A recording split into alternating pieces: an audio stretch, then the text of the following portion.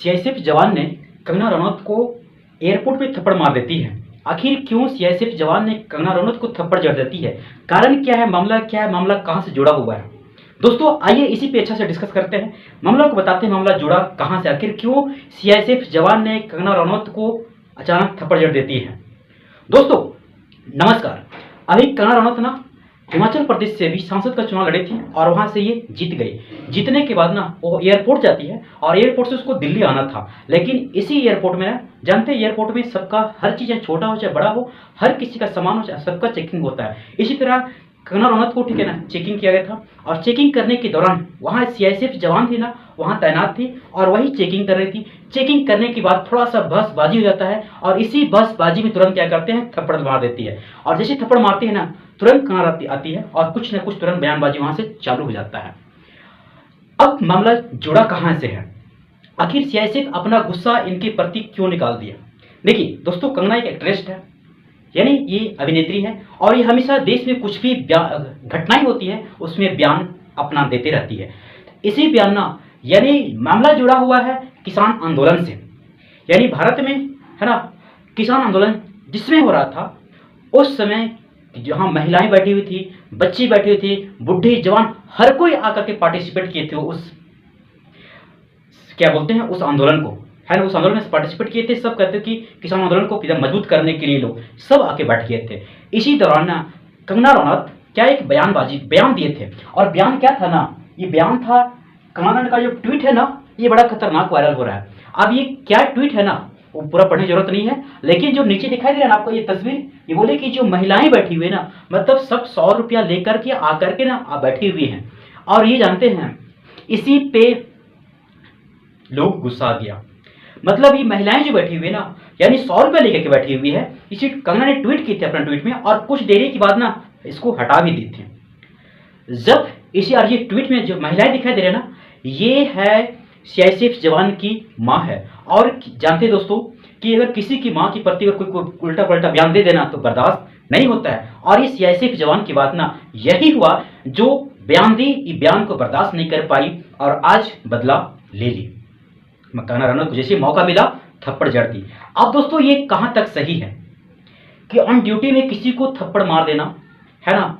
आप कहां से, मतलब एक सांसद थी, चुनाव हारी नहीं थी, जीत गई थी, दिल्ली में एक मीटिंग था और मीटिंग में पार्टिसिपेट करने जा रही थी। इसी दौरान सारा घटनाएं होगी और ये घटना इतनी ज़्यादा वायरल हो गई ना कि हर सोशल मीडिया प्लेटफॉर्म में, चैनल में हर जगह चल रहा है, खतरनाक चल रहा है।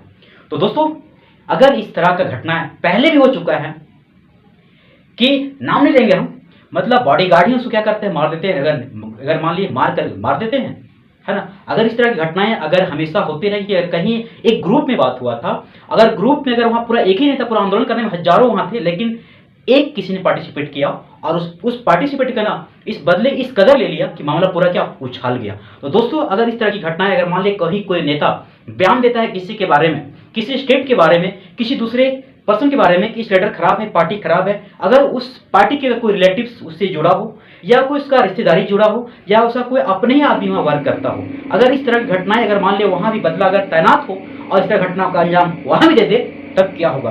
देश का हालत जानते हैं खराब हो जाएगा। इस तरह में सोचिए, कुछ भी था, एक सांसद थी ना, मारने से पहले तो नहीं सोची, अब मामला क्या होगा पता नहीं। इनको आप मतलब ये सस्पेंड कर दिया गया है, मामले की जांच हो रही है। वहाँ का जितना भी है ना, मतलब किसान आंदोलन के नेता लोग हैं, आकर के अपना बयान दे रहे हैं कि क्या सही है क्या गलत है। आप क्या सोचते हैं? आप किस कदर इस घटना को लेते हैं? आप कमेंट जरूर छोड़िएगा, क्योंकि ये घटनाएं ना किसी एक के लिए नहीं है। इस घटनाएं पहले भी हो चुका है और अभी भी हो गया, अभी छोटा सा है, अगर कहीं बड़ा अंजाम हो गया तो कुछ भी हो सकता है। तो दोस्तों यहाँ देख रहे हैं, मतलब किसान आंदोलन है ना, इसी आंदोलन के मतलब ना इस घटना से मामला जुड़ा हुआ है। और जैसे ही जुड़ा हुआ ना, मौका मिलते पे ना सीआईएसएफ जवान क्या अपनी बदला, अपनी माँ की बदला ठीक है ले लेती है। मतलब जैसे ही बोलती है ना, अब वही बोलती है कि क्या आप, सीआईएसएफ जवान बोल रही थी बाहर निकल करके, है ना, बोल रही थी कि आप जो बैठे इस तरह का आप जाके बैठ सकते हैं, है ना। लेकिन क्या है ना, आगे क्या होता है, मामला अगर कोर्ट में जाता है तब क्या होता है, ठीक है ना, डिसीजन क्या मिलता है अभी तो कुछ पता नहीं है।